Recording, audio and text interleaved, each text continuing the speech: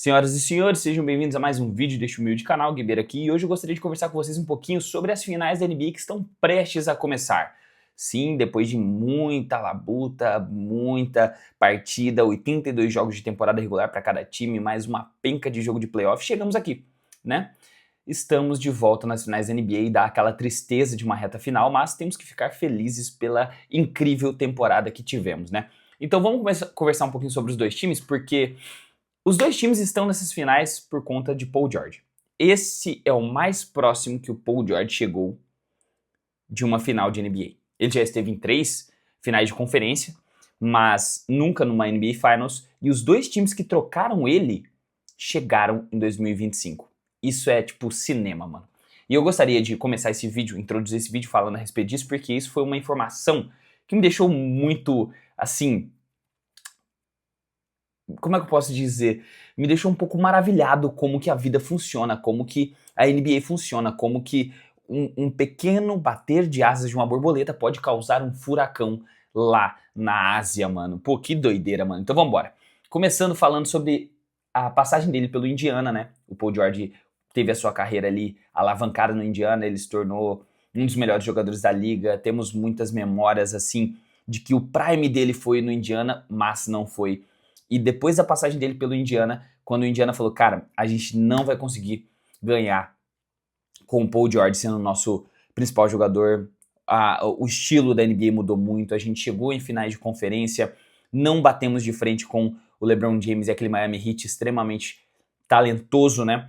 E foi aí que, depois da temporada 2017-2018, eles decidiram fazer a mudança, que não foi considerada uma reconstrução, mas sim uma modificação para poder o time vir de uma forma diferente. Trocar um cara que dominava mais a bola por um pontuador e um outro jogador de garrafão. Foi aí que eles fizeram a troca de Victor Oladipo e Domantas Sabonis por Paul George.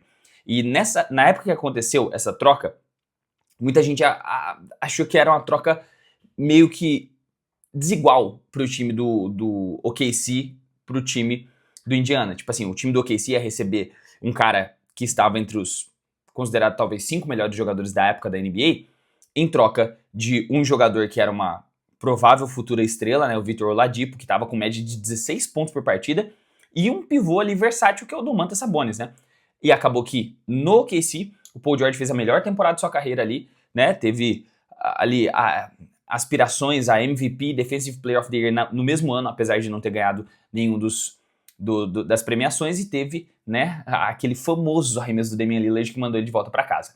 Mas, voltando para o foco do Indiana, que agora ele foi pro OKC, né, chegando no Indiana, Domantas Sabonis foi a peça principal para trazer Tyrese Haliburton, que tinha sido draftado e tinha passado uma temporada lá no Sacramento Kings, o jovem armador talentoso que tinha um arremesso estranho, que pouca gente botava fé para ele ser o criador de um ataque efetivo, foi para o Indiana e ali eles começaram a movimentar peças, draftar, trazer uma rapaziada do segundo round, final do primeiro round de draft, rapaziada que não foi draftada, e assim montou esse elenco totalmente subestimado que conseguiu entregar o resultado em 2025. Aí, voltando para o Paul George, ele estava ali na sua temporada de 2018-2019, né, como votado para MVP, votado para Defensive Player of the Year, e toda aquela novela, né, uma temporada e pouquinho ali passada com o OKC falou, não vai dar, mano, não vai dar, tá ficando muito caro manter o Westbrook aqui, não deu certo durante todos esses anos, Paul George também não deu legal, então tá na hora da gente puxar o gatilho pra mandar o Paul George pra onde ele quer ir, né, quer jogar com o Kawhi Leonard lá no Clippers, e foi aí que veio Shai Gilgeous-Alexander, Danilo Gallinari, várias escolhas de draft aqui que eu não vou citar todas, e assim, né, em volta de outro armador talentoso que, por meio de uma troca do Paul George, o OKC tem esse squad hoje que está chegando numa final de NBA. Então, parabéns ao Paul George. Eu gostaria de deixar aqui o meu parabéns para ele por ele ter feito acontecer essas finais da NBA com 2 elencos extremamente talentosos que nasceram, né, após a sua troca. Isso é cinema, cara. Cara, que doideira. Ai. Então chegamos às finais da NBA de 2024-2025, né? O Pacers, que teve a sua criação em 1967, já faz um baita tempo, né? Eles que iniciaram na ABA, tiveram 3 títulos pela ABA, porém, desde que teve a fusão ABA e NBA, eles não conquistaram nenhum título, né? Que loucura, só foram campeões da Conferência Leste em 2000 e 2025. A última vez que eles chegaram na NBA Finals foi em 2000, e em 99 foi o Knicks que chegou ganhando deles, em 2000 eles se vingaram. E eles também tiveram uma baita de uma temporada, que eu me lembre, que eu fiz um mini documentário no meu outro canal, em 2005, né? Temos 2020, 2025 e temos 2005, que foi uma temporada na qual eles poderiam ter ganhado o título da NBA pelo elenco forte que eles montaram, com Ron Artest, com Stephen Jackson, com Red Miller, com Jermaine O'Neal. Cara, aquele time era maneiro pra caramba, mas por conta daquela treta do Malice in the Palace que deixou muita gente suspensa, muitas multas, o Red Miller decidiu, véi, essa é minha última temporada, não dá mais. Quando eu acho que eu vou ganhar um título, acontece uma coisa dessa, a maior confusão da história da NBA. Então, desde 2005, acho que eles não têm aspirações assim de um time tão bom quanto eles têm na mão agora. E o OKC, pelo outro lado, né, desde 2012, desde Kevin Durant, um dos melhores pontuadores que a NBA já viu, sendo auxiliado ali por dois jogadores mais jovens, mas muito talentosos, que viriam a se tornar também futuros MVPs, com James Harden e Russell Westbrook. Então, cara, 13 anos se passaram e o OKC está de volta na NBA Finals. Os dois times não ganharam nenhum título da NBA. O OKC porque ele era Seattle Supersonics e mais de 50 anos atrás eles ganharam um título, mas depois que mudou de cidade, né, mudou a marca como um todo, né, a franquia como um todo, teve esse rebrand, né, de Oklahoma City Thunder, né, no lugar do Seattle Supersonics. Agora eles chegaram a uma final de NBA e eu considero que o time de OKC, o Thunder, não tem título. A franquia tem título. O time na cidade de Oklahoma não tem título, né? É por isso que é tão especial essa final. Enquanto, desde 67, desde a fusão ali de NBA e ABA, o Indiana também não tem nenhum título da NBA. Então vai ser muito interessante, porque vai ser a primeira vez que ambas as franquias alocadas onde estão, na liga em que conhecemos hoje, terão a chance de ganhar um título da NBA. Isso é muito interessante, mano. Agora, sobre o basquete jogado, o basquete dentro de quadra. Cara, aqui temos um confronto muito interessante, porque, de um lado, um time muito subestimado desde a temporada passada, que chegou numa final de conferência, sendo considerado um azarão, né, que passou por todos os confrontos até chegar contra o Boston Celtics, meio que na sorte, jogadores lesionados, pegou o New York Knicks também cambaleado na semifinal de conferência, teve uma determinada partida que o New York Knicks tinha 6 desfalques, velho, contando com bancários e titulares. Então, eles chegaram ali parecendo uma vaca em cima de uma árvore, né? Você não sabe como é que chegou, mas chegou. Isso é a opinião de muitos. Não estou falando que é a minha, estou fazendo apenas um review dos acontecimentos. E quando chegou na final de conferência, tomou aquele sapeco de 4-0 pro Boston Celtics. Então todo mundo ficou, deu pra ver que eles chegaram ali meio que pá, né? Não foi essas brasa toda. Mas agora eles repetiram a dose, ganhando de um time de mais de 60 vitórias com o time do Cleveland Cavaliers, ganhando do New York Knicks, que era top 3 seed, né? Que tava também uma classificação acima, mais de 54 vitórias. Não, acho que foi 54 vitórias do Knicks essa temporada. Não quero nem mais saber de Knicks, vamos continuar falando do Pacers. E agora eles estão de volta numa final de conferência, numa final de NBA, velho, depois de 25 anos. Isso é muito maneiro. E pelo time do OKC, né, que está de volta aí para uma final de NBA, acho que desde o começo dessa temporada muita gente já esperava que eles fossem bem do jeito que eles estão indo. Só não esperava que eles teriam um caminho na qual o time que mais deu trabalho foi o time do segundo colocado do MVP. Porque o Anthony Edwards não deu tanto trabalho assim. Ja Morant e seus capangas do Grizzlies. Pô, pelo amor de Deus, 50 pontos de vantagem, né? Eles sapecaram os caras muito feio. Uma varrida. Então, também chegaram com total mérito. Tá sendo aquela temporada dos sonhos pra essa meninada da vila aí de OKC, cara. E aí, trazendo alguns fatos que aconteceram durante essa pós-temporada e durante essa temporada, do porquê que esses dois times são interessantes e realmente o Pacers, mais uma vez, vai lidar com o fato dele ser o underdog, o time que vai ser batido, né? E eles vão ter que superar isso mais uma vez, pela quarta vez nessa corrida aí de pós-temporada. Porque até quando eles pegaram o Milwaukee Bucks do Lillard e do Giannis, a galera já tava assim, se estiver saudável, não vai dar não, hein? E acabou que veio dando certo, né? Agora, alguns fatos interessantes. Da temporada regular, o OKC foi a número 1 defesa. A defesa de número 1. Enquanto o Pacers foi a defesa de número 13. Tá? Mas aí a gente pula para os playoffs.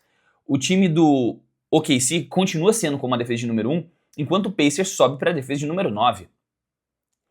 E no caminho deles para chegar até as finais da NBA, ambos bateram em times que tinham ou a defesa ou o ataque mais forte do que essas duas equipes. Então eles conseguiram rebalancear, né? Os ajustes do Rick Carlisle conseguiu dar certo para times que eram melhores em um dos dois lados da quadra durante essa corrida do Pacers, assim como o Mark Daigneault também conseguiu superar alguns times que tinham um ataque superior ao do OKC. Aí, indo para a parte ofensiva, inclusive, a parte ofensiva é o que é o mais interessante, porque o Cleveland Cavaliers teve o melhor ataque da temporada regular, enquanto o Thunder teve o terceiro melhor ataque. E a defesa de número 13 da temporada regular, que é a do Pacers, conseguiu ganhar do melhor ataque da pós-temporada e da temporada regular. Porque da pós-temporada o Cleveland Cavaliers também tem o melhor ataque, mas perdeu para a defesa de número 13. E o Pacers é o segundo melhor ataque. Cara, que doideira. Então a gente vai ter um confronto agora de pós-temporada da melhor defesa contra o segundo melhor ataque. E se você considerar os dois playoffs, tanto playoffs do ano passado quanto playoffs desse ano, juntar o combinadão, as duas franquias é o número 1 ataque contra o número 1 defesa. Então, velho, isso tem tudo para ser um masterclass de uma final da NBA, sabe? E alguns fatores agora que eu gostaria de comentar sobre o estilo de jogo dentro de quadra, porque os dois times têm a capacidade de se counterizar. Tipo, eles têm peças para poder um bater de frente com o outro meio que por igual, porque os dois times têm tudo o que é comentado nesse canal durante muito tempo. É aquela bela palavrinha chamada profundidade. Os dois times têm muita profundidade e os dois elencos são muito bons, sabe? Muito extensos de rotação. Porque a gente pensa, confronto de bigs, Miles Turner, Isaiah Hartenstein. A diferença é que o Miles Turner espaça mais a quadra. Confrontos de ala pivô, Chet Holmgren, Pascal Siakam. Confronto de jogadores que jogam de guarda ali, Aaron Nesmith, Andrew Nembhard, Tyrese Haliburton. Do outro lado, Lu Dort, Jalen Williams e Shai Gilgeous-Alexander.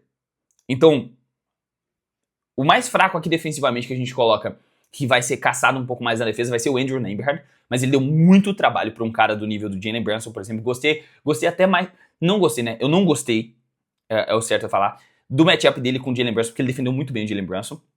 Mas ainda assim, os bons defensores para tentar parar o Shai estão ali, enquanto os bons defensores para tentar parar o Haliburton também estão ali, sabe? Os dois armadores é o ponto principal de partida que geram o fluxo dos dois ataques. Então, é muito massa isso, velho. Do banco de reservas, os caras têm Kayson Wallace, os caras têm Alex Caruso, os caras têm... quem mais que vem do banco? Bastante. Às vezes vem o Kenrich Williams, às vezes vem o Jalen Williams, às vezes vem esses nomes, enquanto do lado do Pacers vem Shepard, vem TJ McConnell, que parece uma besta arremessando de meia distância, o cara não errava nada contra o Knicks. Tem Benedict Maturin. Cara, olha esses dois elencos, cara. Que doideira, que coisa linda que vai ser de assistir. Então eu acho que se você estava com aquele pensamento de que vai ser uma final travada, porque as duas equipes são menores, são de mercado pequeno, tem pouca torcida, teoricamente, até aqui no Brasil a torcida é menor realmente comparada com os grandes times como Warriors, Lakers, Bulls e Celtics, né? E Heat. Cara, vai ser muito maneiro de ver esses dois times jogar, sabe? O basquetebol apresentado dentro de quadra vai ser muito bonito. E aqui as minhas previsões para o que pode acontecer dentro de quadra. Eu acho que o fator X para o time do Indiana Pacers vai ser a bola de 3 da zona morta. Por que a bola de 3 da zona morta? Porque a defesa do OKC foi muito efetiva parando o garrafão, sabe? Parando o garrafão, congestionando o garrafão, forçando dobra, forçando roubo de linha de passe, mas quando a bola passa pelo defensor que está tentando cobrir a linha de passe e ao mesmo tempo está tentando dar aquela incomodada do garrafão, ela chega até a zona morta. Os 3 times que enfrentaram o time do OKC tiveram dificuldade nessa bola e tiveram um aproveitamento baixo nessa bola. O Thunder, a maioria dos seus jogadores teve um aproveitamento ridículo, inclusive o Naz Reid demorou para conectar nessa série, né? O time do Nuggets, tirando o Jokic e tirando o Aaron Gordon, que tinha um aproveitamento melhor, a maioria dos jogadores também teve dificuldade, até mesmo o Jamal Murray, né, que não costuma chutar muito da zona morta, mas quando a bola caía ali na mão dele, ele também teve um pouco de dificuldade.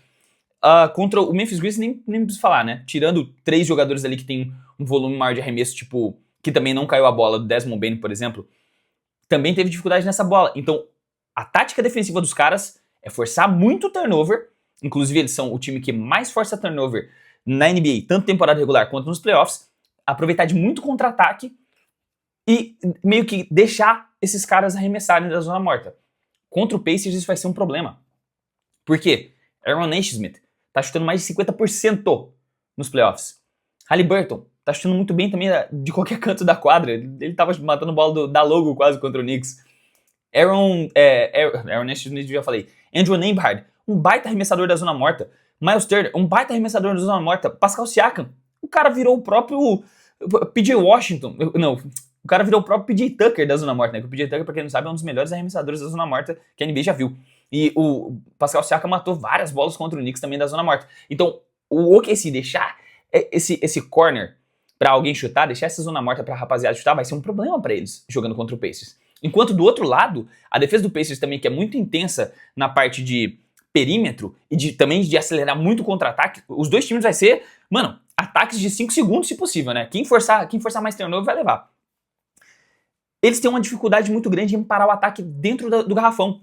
Tanto que o Knicks, eu peguei aqui as estatísticas, o Knicks chutou muito pouco para 3 pontos. Chutou uma média de 31 tentativas e converteu apenas... E converteu bem até, cara. Eu não sabia que o Knicks tinha sido 35% de aproveitamento para 3 pontos nesses playoffs. Até que foi bem, mas chutou pouco. Entendeu? Então, tipo, o volume de pontuação do Knicks, de um ataque que também estava sendo um bom ataque nesses playoffs, veio a maior parte dele de dentro do garrafão. Karl Anthony Towns parou de chutar muito e começou a explorar muito mais a fisicalidade para ir lá contra o Pascal Siakam, ir lá dentro contra o Miles Turner. Então, eu acho que o OKC vai explorar ainda mais essa parte de infiltrações. Shai cavando falta, o Shai indo lá dentro num contra um, o Shai forçando uma troca para poder tirar a marcação do Nesmith dele, que é um excelente defensor, e tentar fazer bastante confronto contra o Miles Turner, o que provou que na temporada regular não deu certo e ele conseguiu levar melhor nos dois confrontos em que o OKC teve com o Indiana Pacers. Então, eu acho que a parte de defesa de garrafão vai precisar de uma atenção redobrada do time do Pacers para poder que eles tenham alguma vantagem em aproveitar os contra-ataques como eles gostam de fazer contra o time do OKC. Inclusive, eu acabei de citar a respeito dos confrontos deles na temporada regular e terminou 132-111 para o OKC e o outro 120-114. Então, um com a diferença de 6 pontos apenas, que foi o mais recente, que foi o em dezembro, e o mais recente foi para uma vantagem de 21 pontos. Então, acho que tem tudo para ser bem interessante aí. O Pacers vem mais uma vez como o subestimado. E outra coisa, por que eu acho que vai ser muito interessante e que o que também vai mudar a perspectiva de como essas finais podem terminar, o desfecho delas, é como os times vão lidar para parar os contra-ataques. Porque os dois times têm um volume gigante de contra-ataques. Os dois times gostam de finalizar os ataques com menos de 5 segundos, se possível. Então, da mesma forma que eles gostam de fazer isso, eles sabem como parar isso, né? Porque se você olhar o ataque do OKC e o ataque do Pacers jogando no contra-ataque, até quando eles estão numa posição de 4 contra 4, 4 contra 3 jogadores indo no contra-ataque, sempre tem um cara que fica pra trás. Muitas vezes eles atacam com 4 jogadores postados no ataque. Porque o Miles Turner vem devagarinho, ele vem naquele pace dele, que se não resolveu nada rápido, aí eles vão jogar com um ataque montado. A mesma coisa pro OKC, ou o Chet, ou o Isaiah Hartenstein, eles sempre vão ficar para trás. Então, aquela quantidade de contra-ataque que eles conseguiram aproveitar até agora, não vai ter um volume tão grande, porque as duas equipes sabem como parar isso, sabe? Isso é muito interessante também. Ou seja, os dois ataques postados vai ser a grande virada de chave pro time que vai performar melhor. Eles vão ter que trabalhar melhor as jogadas, jogar mais coletivamente, explorar cada um as fraquezas do outro, né? O Pacers melhorando o aproveitamento da zona morta. O OKC também vai ter que dar uma atenção redobrada para aproveitar esses drives pro aro. E outra coisa, o OKC também melhorou o aproveitamento para 3 pontos, que estava insano na temporada regular, começou horrível nos playoffs, e eles estão, série a série, meio que se sentindo mais confortável para chutar para 3 na pressão da pós-temporada, né? Então era isso, eu acho que eu tinha para falar sobre esse confronto, cara. Que maneiro, velho. É muita coisa que tá em jogo, velho. É muita coisa que tá em jogo. Então, dito tudo isso que eu falei, né, já deu 19 minutos de gravação só sobre as minhas opiniões sobre cada um dos times, e graças ao Paul George chegamos até aqui nessa final de NBA, né, eu gostaria de colocar aqui a minha previsão, que pode ser que eu esteja zicando completamente, mas eu acho que em até 6 jogos essa final vai ser definida, e que o grande campeão da NBA vai ser o Oklahoma City Thunder, assim seguindo a mesma previsão que eu fiz no início dos playoffs, naquele vídeo de previsões da pós-temporada. Fechou? Então era isso. Gostaria de deixar aqui um anúnciozinho rápido, mais uma vez, que abrimos mais vagas, viu? Para essa turma agora de junho, né? Já viramos o mês, né?